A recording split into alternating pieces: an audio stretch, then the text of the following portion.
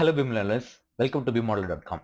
In this video tutorial, we are going to see two errors which is happening with the Revit project are mostly Revit family creations.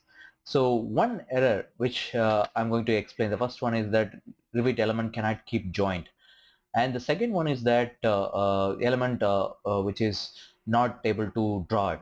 So first thing, we have an exercise here. There is a solid model here and there is a void model cut here.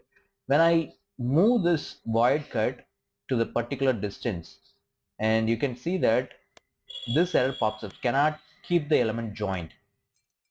This error which is occurring because mostly on the same note of element sizes, this also not only on the extrude option, it also appear on mostly on sweep, on other void cutting or any other elements that you are trying to model, it appears.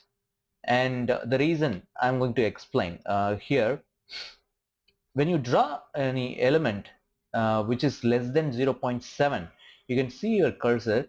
When you move your cursor less than 0.7 or 0.8, we won't be able to draw. When you click that, element is too small on screen. This is the error which appears when you use this option with less than 0.8.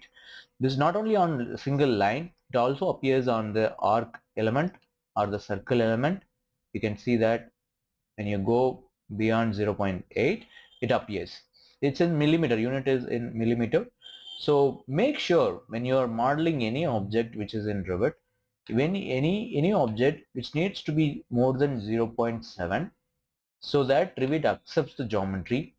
That is also one of the reasons that we won't be able to draw clean geometry as smooth as possible, since Revit has a solid modeling geometry. I hope you understand the error causing of two errors which is happening with the Revit family creation or Revit project. So make sure all your geometries are even cutting or option also, make sure all are above 0.7. I hope this tutorial helped you. To hype the video and like and share it with your learning friends. See you on the next tutorial. Bye bye.